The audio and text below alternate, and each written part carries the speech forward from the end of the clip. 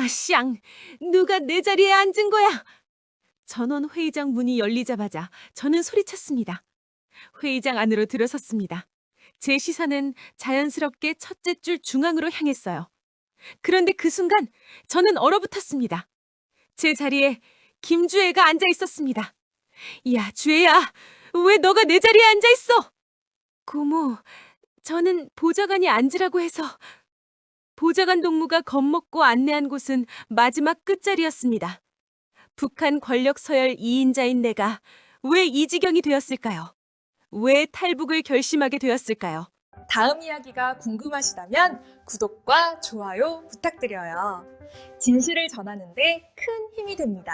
그날 밤 저는 아이들이 잠든 방에 앉아 작은 숨소리를 들었습니다.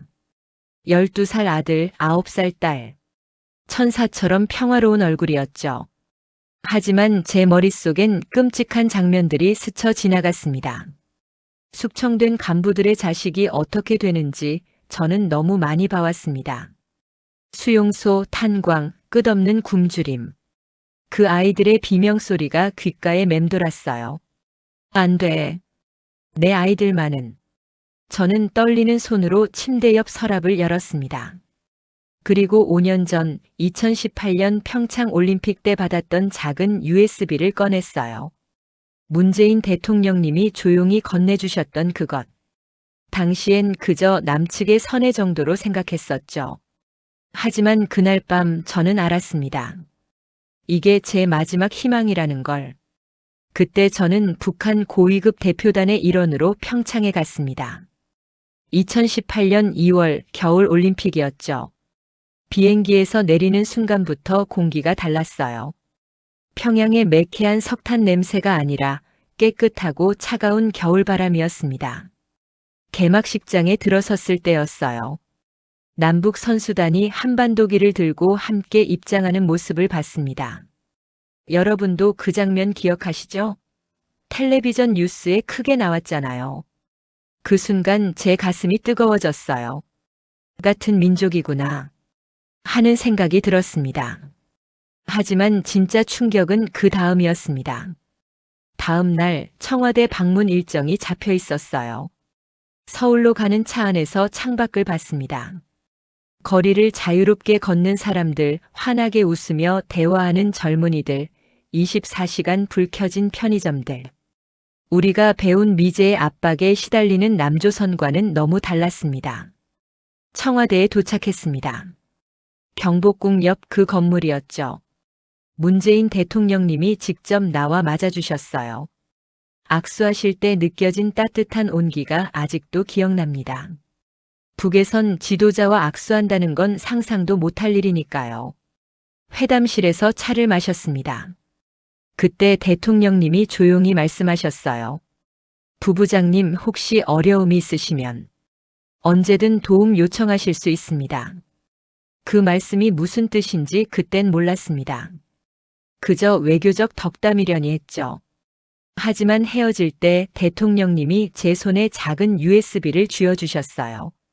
겉으로는 남북 교류 자료입니다라고 하셨지만 그 눈빛이 뭔가 다른 의미를 담고 있었습니다.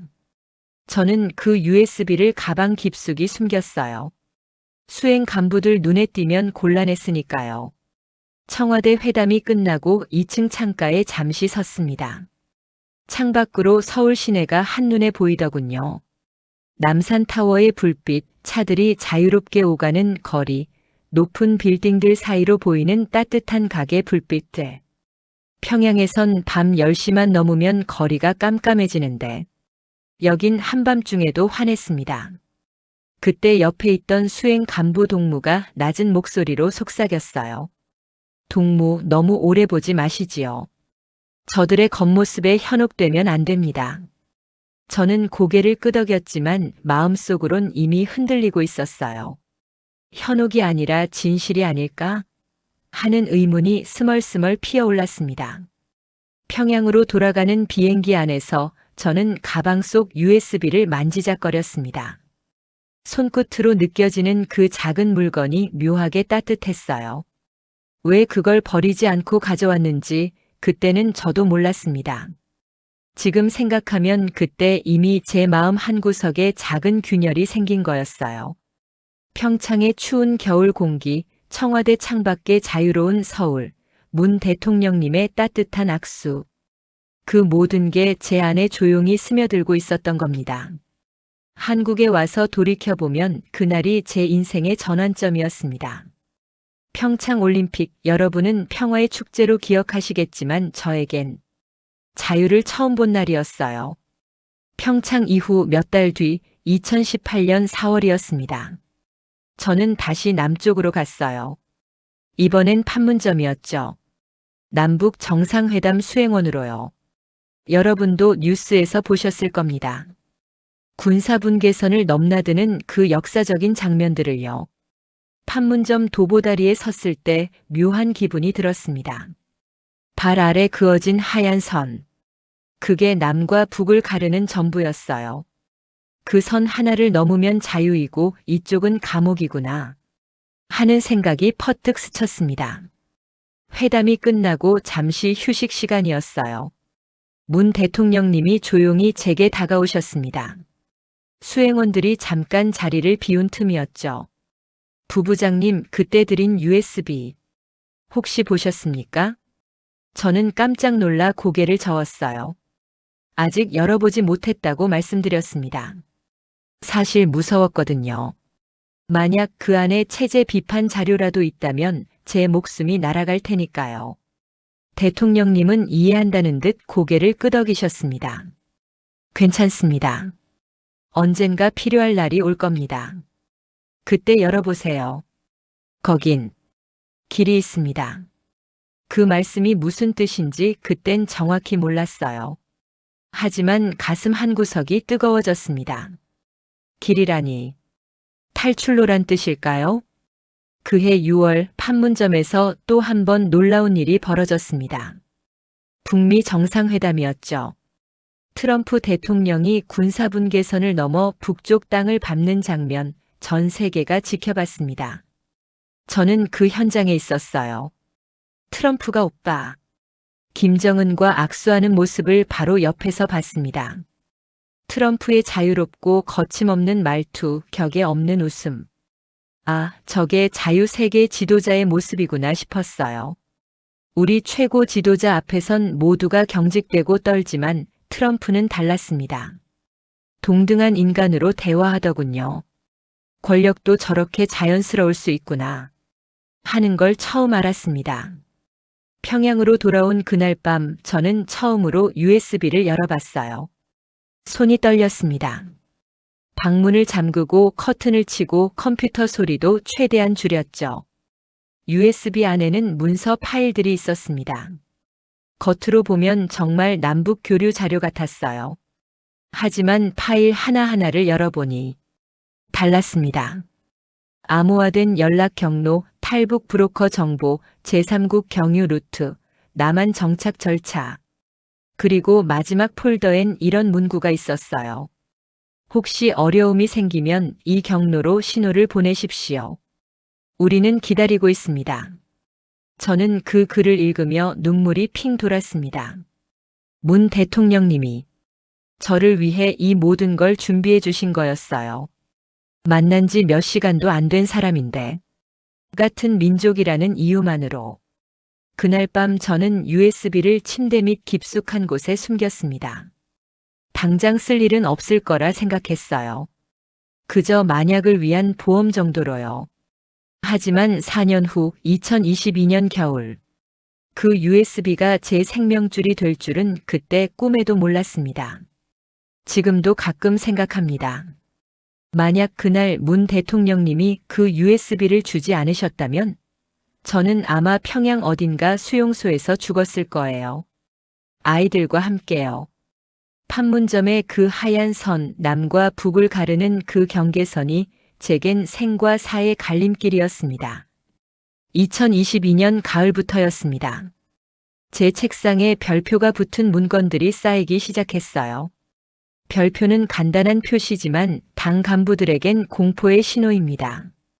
김정은 동지 재결제 필요라는 뜻이거든요. 제 권한으로 처리하던 일들이 다시 위로 올라간다는 겁니다. 처음엔 대수롭지 않게 여겼어요. 일시적인 거라고 생각했죠. 하지만 일주일 한 달이 지나도 별표는 줄어들지 않았습니다. 오히려 늘어났어요. 보좌관 동무가 차를 따라주며 조심스럽게 말했습니다. 동무, 요즘 몸 조심하셔야 합니다. 각별이요. 그의 떨리는 목소리가 모든 걸 말해줬어요. 저는 이미 눈밖에 난 사람이 되어 있었던 겁니다. 결정적인 순간은 그해 11월이었습니다. 조선중앙방송이 김주의 소식을 크게 보도했어요. 오빠의 딸, 그러니까 조카죠. 그 아이가 군부대 시찰에 오빠와 함께 등장한 겁니다. 텔레비전 화면 속 주애는 당당했어요. 10살밖에 안 된 아이가 장성들 앞에서 연설하는 모습을 보며 저는 등골이 서늘해졌습니다. 후계 구도가 바뀌고 있구나. 그럼 저는 이제 불필요한 사람이 되는 거구나. 며칠 뒤 전원회의가 있었습니다. 회의장에 들어서는데 제자리에 다른 간부가 앉아 있더군요. 5년간 제가 앉았던 첫째 줄 중앙 자리. 보좌관이 떨리는 손으로 마지막 줄을 가리켰어요. 그 순간 저는 깨달았습니다. 이건 시작이라는 걸요. 곧 더 무서운 일이 벌어질 거라는 걸. 마지막 줄에 앉아 회의를 들었어요. 주변 간부들이 힐끔힐끔 저를 쳐다봤습니다. 동정 어린 눈빛? 아니었어요. 그건 이미 끝난 사람을 보는 눈이었습니다. 마치 장례식장에서 시신 보듯이요. 회의가 끝나고 복도를 걷는데 평소 인사하던 간부들이 시선을 피하더군요. 누군 아예 다른 쪽으로 돌아가기까지 했어요. 북한에서 권력을 잃는다는 건 이런 겁니다. 어제까지 동무였던 사람들이 하루아침에 모른 척하는 거죠. 그날 밤 아이들 자는 모습을 봤습니다. 12살 아들, 9살 딸. 천사처럼 평화로운 얼굴들이었어요. 하지만 제 머릿속엔 끔찍한 장면들이 스쳐 지나갔습니다. 2년 전 숙청당한 리 부부장 가족이 생각났어요. 그 집 아들이 14살이었는데 아버지가 끌려간 다음 날부터 학교에서 반동의 자식이라고 불렸습니다. 한 달 뒤엔 온 가족이 함경도 탄광으로 보내졌죠. 소식이 끊겼어요. 저희 어머니가 옛날에 그러셨어요. 6.25 때도 이렇게 무섭진 않았다고요. 전쟁터의 선적이 보이기라도 하는데 여긴 누가 적인지도 모른다고. 어제의 동지가 오늘의 밀고자가 되는 곳이라고요. 저는 떨리는 손으로 침대 밑을 더듬었습니다. 그리고 4년 전 받았던 USB를 꺼냈어요. 문재인 대통령님이 건네주셨던 그것. 먼지가 수북이 쌓여 있었습니다. USB를 손에 쥐니 심장이 뛰었어요. 이게 진짜 제 마지막 희망일 수도 있겠구나. 판문점에서 본 그 하얀 선 너머로 아이들과 함께 건너갈 수 있을까? 그날 밤부터 저는 계획을 세우기 시작했습니다. 죽을 각오로요. 제 목숨보다 중요한 건 아이들의 미래였으니까요. 서울에 와서 돌이켜보면 그 순간이 진짜 제 인생이 바뀐 때였습니다. 권력의 자리에서 추락하는 공포, 그게 저를 자유로 향하게 만들었어요. 그해 겨울은 유난히 추웠습니다. 평양의 11월은 원래 춥지만 2022년엔 더 매서웠어요. 난방도 제대로 안 나왔습니다. 고위 간부집도 예외가 아니었죠. 손발이 얼어터질 것 같았어요. 하지만 진짜 추위는 밖에서 오는 게 아니었습니다. 사람들의 차가운 시선, 그게 더 뼈를 애는 한기였어요. 아들 학교에서 전화가 왔습니다. 담임 선생이 조심스럽게 말하더군요. 동무, 아드님이 요즘 반 친구들과 어울리지 못하고 있습니다. 혹시 집안에 무슨 일이? 말끝을 흐리는 선생의 목소리에서 모든 걸 알 수 있었어요. 이미 소문이 퍼진 겁니다. 김여정 집안이 곧 숙청당할 거라는 소문이요. 집에 돌아와 아들을 안아줬습니다.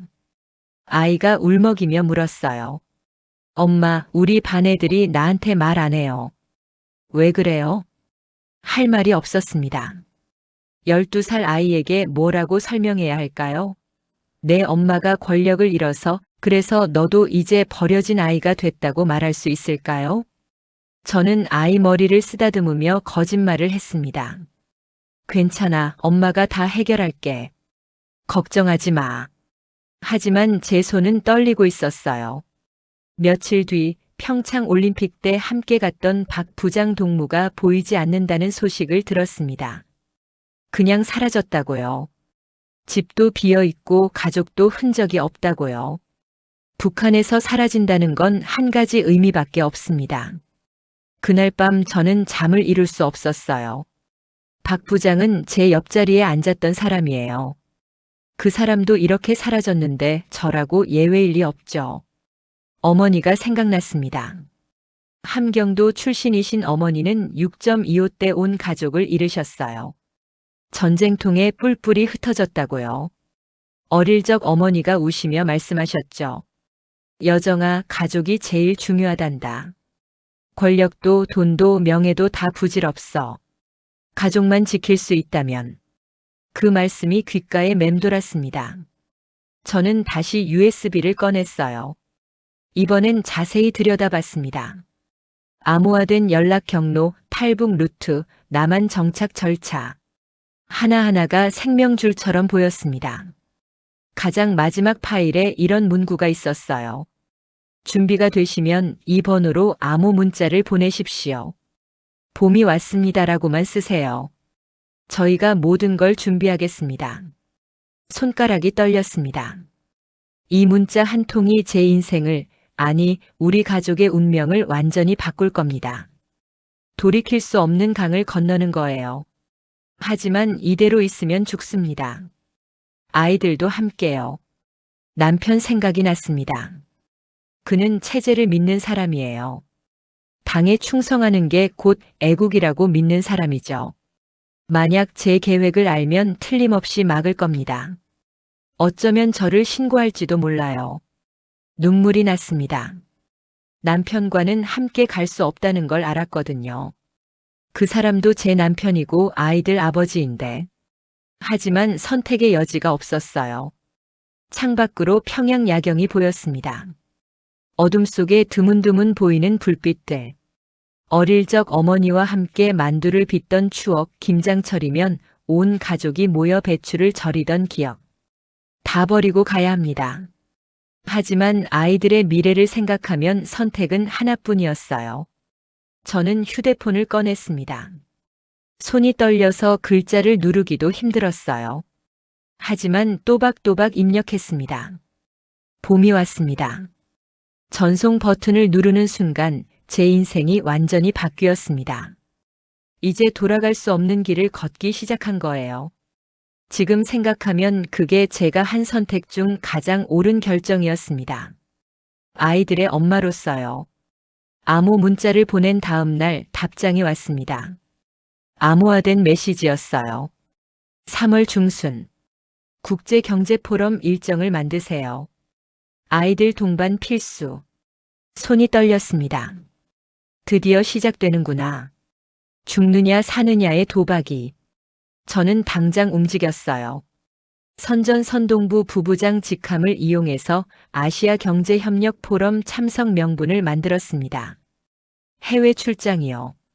북한 고위 간부들은 가끔 이런 행사에 나가거든요. 문제는 아이들이었습니다. 고위급 해외 출장에 자녀 동반은 매우 드문 일이에요. 의심받을 게 뻔했죠. 저는 보고서를 작성했습니다.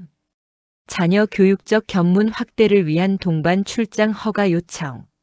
그럴싸한 이유들을 줄줄이 늘어놓았어요. 하지만 담당 간부가 난색을 표했습니다. 동무, 이건 선례가 없는 일입니다. 승인이 어려울 것 같습니다. 그때 저는 마지막 카드를 꺼냈어요. 그럼 제가 직접 보고하겠습니다. 최고 지도자 동지께. 그 말에 간부의 얼굴이 굳었습니다. 김정은에게 직접 보고한다는 건 큰 부담이거든요. 결국 며칠 뒤 승인이 떨어졌습니다. 아이들 동반 허가요. 이제 비행기가 문제였어요. 특별기 조종사들은 모두 충성도가 검증된 사람들입니다. 하지만 그 중에서도 가장 오래 알고 지낸 리명철 기장을 선택했어요. 저는 리 기장을 따로 불렀습니다. 당 청사 옆 작은 찻집이었죠. 조심스럽게 말을 꺼냈어요. 기장 동무도 가끔은 생각하지 않습니까? 아이들이 더 넓은 세상을 봐야 한다는 걸요. 리 기장은 찻잔만 만지작거렸어요. 대답이 없었습니다. 하지만 그 침묵 속에서 저는 무언가를 느꼈습니다. 균열이요. 아주 작은 균열이지만 분명 있었어요. 기장 동무 따님도 올해 10살이죠? 우리 딸이랑 같은 나이네요. 아이들 미래. 생각 안 하시는 부모는 없잖아요. 리 기장이 고개를 들었습니다. 눈빛이 흔들리더군요. 동무, 무슨 말씀을 하시려는 겁니까? 저는 더 이상 말하지 않았어요. 그냥 조용히 차를 마셨습니다. 너무 직접적으로 말하면 위험했으니까요. 하지만 씨앗은 뿌려졌습니다. 며칠 뒤 리 기장이 제게 짧은 메모를 건넸어요. 알겠습니다라고만 적혀 있었습니다. 그걸로 충분했어요. 이제 마지막 준비가 남았습니다. 정보 수집이요. 저는 당 중앙위원회 제 사무실에서 몇 년간 축적했던 자료들을 USB에 옮겼어요. 비자금 계좌, 자금 흐름, 숙청 명단, 처분 기록. 제 직무상 접근할 수 있었던 것들이죠. 한밤중에 몰래 작업했습니다. 복도에서 발소리라도 들리면 심장이 멎을 것 같았어요. 키보드 소리도 최대한 줄이고 화면 밝기도 최소로 낮췄죠. 파일을 옮기는데 3시간이 걸렸습니다. 손에 땀이 흥건했어요. 만약 들키면 그 자리에서 끝입니다. 마지막 파일을 저장하는 순간 복도에서 발소리가 들렸어요. 가까워지는 소리. 저는 재빨리 USB를 빼서 옷 속에 숨기고 컴퓨터를 껐습니다. 문 앞에서 발소리가 멈췄습니다. 심장이 터질 것 같았어요. 하지만 발소리는 다시 멀어졌습니다. 경비 순찰이었나 봐요. 저는 그날 밤 사무실을 나오며 마지막으로 뒤를 돌아봤습니다. 5년간 일했던 그 공간. 다시는 돌아오지 못할 곳이죠. 집에 돌아와 아이들 자는 모습을 봤어요. 곧 이 아이들과 함께 죽을 수도 있는 여행을 떠나야 합니다. 성공 확률? 반반도 안 될 거예요. 하지만 여기 남으면 확실히 죽습니다. 그럼 차라리 자유를 향해 도박하는 게 낫죠. 서울에 와서 돌이켜보면 그때 제가 얼마나 무모했는지 알겠어요. 하지만 부모는 원래 그런 거잖아요. 자식을 위해서라면 목숨도 거는 거요. 2023년 3월 15일 아침 평양 순안공항. 아이들 손을 잡고 공항으로 향했습니다. 아들은 12살, 딸은 9살. 아이들은 신이 나 있었어요. 해외여행이 처음이거든요. 하지만 저는 손이 떨려서 핸들을 제대로 잡기도 힘들었습니다. 공항 귀빈실에 들어섰어요. 경호원 2명이 저희를 기다리고 있었습니다. 예상했던 일이지만 가슴이 철렁했어요. 감시 요원들이죠. 동무, 편안한 여행 되시기 바랍니다. 겉으론 공손했지만 눈빛은 차가웠습니다. 감시하고 있다는 무언의 경고였어요. 특별기에 올랐습니다. 리명철 기장이 조종석에서 가볍게 고개를 끄덕였어요. 그 작은 신호가 준비됐다는 뜻인지 아니면 그냥 인사인지 알 수 없었습니다. 이륙했습니다. 비행기가 활주로를 달리는 순간 아이들은 창밖을 보며 좋아했어요. 하지만 저는 평양 시내가 점점 작아지는 걸 보며 울컥했습니다. 어머니 생각이 났거든요. 어머니는 아직도 평양 집에 계세요. 김장철이면 늘 저를 찾으시던 어머니. 여정아, 올해는 배추가 잘 됐다며 자랑하시던 그 목소리. 다시는 못 들을 목소리. 차마 작별 인사도 못 드렸습니다. 말씀드렸다간 틀림없이 말리셨을 테니까요. 비행기가 순항고도에 올랐어요. 이제입니다. 저는 자리에서 일어났습니다. 경호원이 날카로운 눈빛으로 쳐다봤어요. 동무 어디 가십니까? 화장실 좀 다녀오겠습니다. 제가 안내하겠습니다. 아니요, 괜찮습니다. 저는 경호원을 지나쳐 조종실 쪽으로 걸어갔어요. 경호원이 황급히 일어났습니다. 동무, 조종실은 출입 금지입니다. 기장님께 잠깐 여쭤볼 게 있어서요. 경호원이 제 앞을 막아섰어요. 키가 큰 남자였습니다. 저보다 한 뼘은 더 컸죠. 죄송하지만 자리로 돌아가 주십시오. 그의 손이 제 팔을 잡으려는 순간 조종실 문이 열렸습니다. 리 기장이 나왔어요. 무슨 일입니까? 기장 동무 김여정 동무가 조종실에 들어가시려고. 리 기장이 저를 보더니 짧게 고개를 끄덕였어요.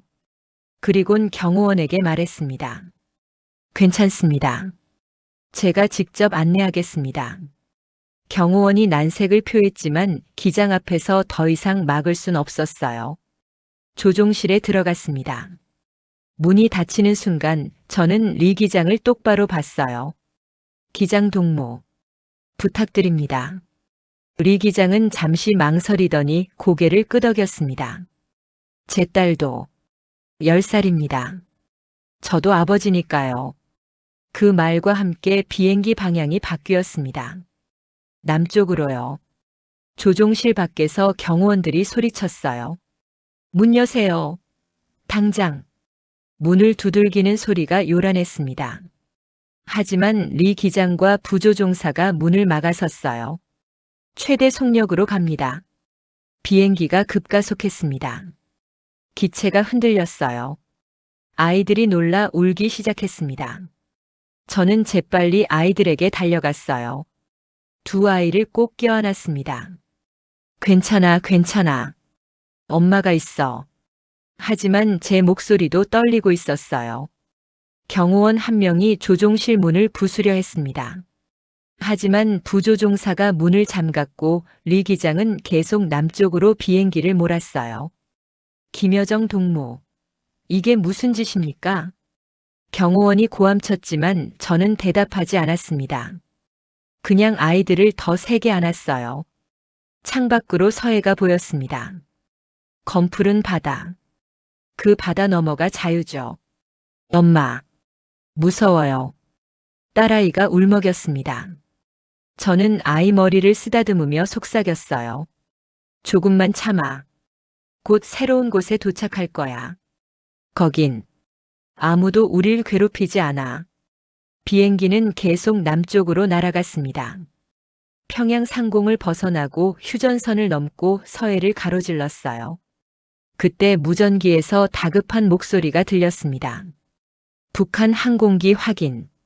남측 영공 진입 중. 신원 확인 바랍니다. 리 기장이 무전기를 잡았어요.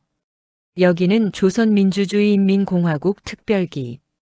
탑승객 김여정 동무와 자녀. 망명을 요청합니다. 그 순간 모든 게 현실이 됐습니다. 지금 생각하면 그 순간이 제 인생에서 가장 긴 시간이었어요. 살 수도 죽을 수도 있는 그 순간 말이에요. 비행기가 착륙했습니다. 쿵 하는 충격과 함께 타이어가 활주로를 마찰하는 소리. 그 순간 저는 아이들을 더욱 세게 껴안았어요. 다 됐어. 우리 살았어. 눈물이 주르륵 흘러내렸습니다. 아이들도 울고 저도 울었어요. 리명철 기장도 조종석에서 고개를 떨구고 있었습니다. 비행기 문이 열렸습니다. 밖엔 군용 차량들이 둘러싸고 있었어요. 군인들, 정보 요원들. 하지만 총구는 저희를 향하지 않았습니다. 그저 경계하는 자세였죠. 한 분이 다가왔어요. 중년의 신사였습니다. 어디서 본 듯한 얼굴이었어요. 김여정 씨, 평창 때 뵌 기억나십니까? 순간 떠올랐습니다. 2018년 평창 청와대에서 잠깐 뵀던 분이에요. 무사히 오셨습니다. 환영합니다. 그 말에 힘이 풀렸어요. 정말 우리가 살았구나. 아이들을 데리고 차에 올랐습니다. 따뜻한 차 안, 부드러운 시트. 평양에선 느낄 수 없던 안락함이었어요. 그런데 갑자기 무전기에서 다급한 목소리가 터져 나왔습니다. 긴급 상황. 북한 전투기 이륙 확인. 공습 경보 발령. 차 밖으로 사이렌 소리가 울렸어요. 활주로의 불빛이 꺼지고 붉은 비상등만 깜빡였습니다. 딸아이가 비명을 질렀어요. 엄마, 이게 무슨 소리예요? 저는 아이들을 꼭 안았습니다. 남쪽 땅을 밟았는데도 평양은 저희를 놓아주지 않았던 거예요. 괜찮아. 이제 안전해. 여긴 우릴 지켜줄 거야. 실제로 한국 전투기들이 긴급 출격했다고 했어요. 다행히 북한 전투기는 휴전선을 넘지 않고 돌아갔습니다. 하지만 그 짧은 순간이 영원처럼 느껴졌어요. 며칠 뒤 국정원 본부로 이송됐습니다. 서울 어딘가 지하 깊은 곳이었어요. 차가운 회의실에 앉아 조사를 받았습니다. 김여정 씨 가지고 오신 자료가 있다고 들었습니다. 저는 고개를 끄덕이고 2개의 USB를 꺼냈어요. 하나는 문재인 대통령님이 주신 것, 다른 하나는 제가 평양에서 준비한 것. 이게 뭡니까? 북한 비자금 계좌 목록, 자금 흐름, 숙청 명단, 처분 기록입니다. 제 직무상 접근할 수 있었던 것들이에요. 조사관이 USB를 컴퓨터에 꽂았습니다. 화면에 파일들이 주르륵 떴어요. 조사관의 얼굴이 굳어졌습니다. 이건 엄청난 정보입니다. 그리고 조심스럽게 물었어요. 김여정 씨, 이 자료를 공개할 의향이 있으십니까? 저는 잠시 망설였습니다. 공개하면 북한 내 저희 가족들이 위험해질 거예요. 어머니도 남편도 친척들도. 하지만 그곳엔 아직도 수많은 사람들이 고통받고 있습니다. 어린 시절 어머니 말씀이 떠올랐어요. 여정아, 옳은 일을 해야 한단다. 그게 힘들어도. 저는 고개를 끄덕였습니다. 네. 공개해 주세요. 진실을 세상에 알려야 합니다. 조사관이 놀란 표정으로 물었어요. 북한에 계신 가족들은요? 알고 있습니다. 하지만 저는 더 이상 권력의 여정이 아닙니다. 그냥 아이들의 엄마예요. 그리고 같은 고통받는 북한 주민들을 외면할 수 없습니다. 그날 밤 임시 거처에서 아이들과 함께 잤어요. 따뜻한 이불, 부드러운 베개. 난방이 너무 잘 돼서 오히려 덥게 느껴질 정도였습니다. 아들이 물었어요. 엄마, 우리 이제 평양으로 안 돌아가요? 응. 이제 여기가 우리 집이야. 할머니는요? 말문이 막혔습니다. 뭐라고 대답해야 할까요? 할머니는 평양에 계셔. 하지만 언젠가 통일이 되면 다시 만날 수 있을 거야. 아이가 고개를 끄덕이며 잠들었어요. 창밖으로 서울 야경이 보였습니다. 수많은 불빛들. 5년 전 청와대에서 봤던 그 야경이었어요. 그때는 창밖 구경만 했는데 이제는 제가 그 속에 있습니다. 지금 생각하면 그날이 제 진짜 생일이었어요. 권력의 김여정이 죽고 자유인 이정희가 태어난 날이니까요. 하나원 교육을 마치고 나왔습니다. 3개월간의 정착 교육이었죠. 남한 사회 적응, 취업 준비, 심리 치료. 처음엔 모든 게 낯설었어요. 가장 놀란 건 편의점이었습니다. 24시간 문을 여는 가게라니. 평양에선 상상도 못할 일이에요. 밤 11시에 라면을 사러 나갈 수 있다는 게 신기했습니다. 마트에 갔을 때는 눈물이 났어요. 물건들이 넘쳐났거든요. 쌀, 고기, 과일, 과자. 북한에선 배급표 없이는 살 수 없는 것들이 여기엔 그냥 쌓여 있었어요. 딸아이가 물었습니다. 엄마, 이거 다 살 수 있어요? 응. 돈만 있으면 다 살 수 있어. 평양에선 돈 있어도 못 샀잖아요. 그 말에 가슴이 뭉클했어요. 9살 아이도 느끼는 차이였으니까요. 아이들 학교 적응이 걱정이었습니다. 말투가 달라서요. 북에선 합니다라고 배웠는데 여긴 해요라고 하더군요. 처음엔 아이들이 놀림받을까봐 조마조마했어요. 하지만 담임 선생님이 좋으셨어요. 반 아이들에게 이렇게 말씀하셨다고 하더군요. 우리 반에 멀리서 온 친구가 있어요. 말투가 조금 다르지만 우리랑 똑같은 친구예요. 잘 도와주세요. 아들이 학교에서 돌아와 말했어요. 엄마, 애들이 저한테 친절해요.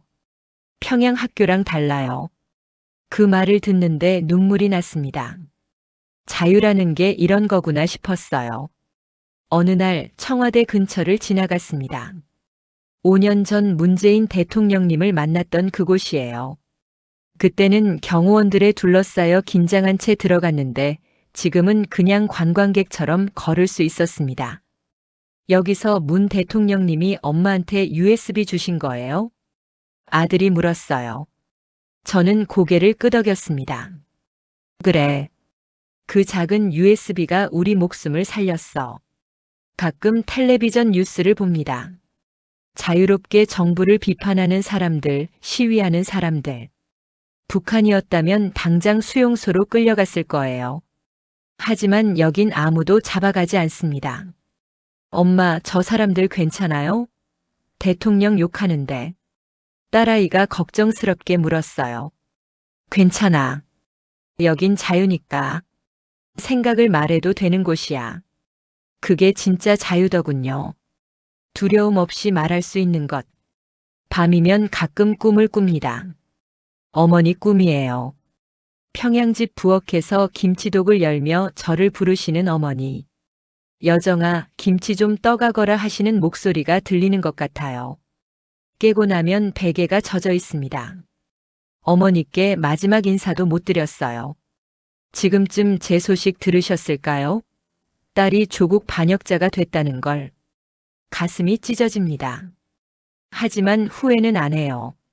아이들을 지켰으니까요. 요즘 저는 탈북민 정착을 돕는 일을 합니다. 남쪽에 온 탈북자들에게 제 경험을 나눠주는 거예요. 처음엔 무섭지만 적응하면 살 수 있다고. 자유가 얼마나 소중한지 말해줍니다. 어제 새로 온 탈북자가 물었어요. 언니, 통일될까요? 우리 살아서 고향 다시 갈 수 있을까요? 저는 대답했습니다. 그래야죠. 꼭 되어야 해요. 남과 북이 다시 하나가 되는 날, 판문점의 그 하얀 선이 사라지는 날이 와야 합니다. 2018년 평창에서 남북 선수단이 함께 입장하던 그 감동. 판문점에서 남과 북 정상이 손잡던 그 순간. 그게 꿈이 아니라 현실이 되는 날이 오길 바랍니다. 그날이 오면 저는 평양으로 달려갈 거예요. 어머니께 달려가서 말씀드릴 겁니다. 어머니, 저 살아 돌아왔어요. 아이들도 무사해요. 그리고 함께 만두를 빚고 싶어요. 어릴 적처럼요. 지금 저는 서울 작은 아파트에서 평범하게 살고 있습니다. 아침에 일어나 아이들 학교 보내고 출근하고 저녁엔 가족과 저녁 먹고. 북에선 꿈도 못 꿀 평범한 일상이죠. 하지만 이 평범함이 얼마나 귀한지 압니다. 자유롭게 숨 쉬고 두려움 없이 잠들 수 있는 것. 그게 진짜 행복이에요. 여러분, 부디 이 자유를 당연하게 여기지 마세요. 북한엔 아직도 수천만 명이 고통받고 있습니다. 저처럼 탈출하고 싶어도 못하는 사람들이요. 그들을 위해서라도 저는 이 이야기를 전합니다. 진실을 말하는 게 제 의무니까요. 언젠가 통일이 되면 저는 아이들 손잡고 평양으로 갈 겁니다. 어머니 산소에 절하고 대동강을 걷고 모란봉을 오를 거예요. 그날을 꿈꾸며 오늘도 저는 자유를 누립니다. 감사합니다.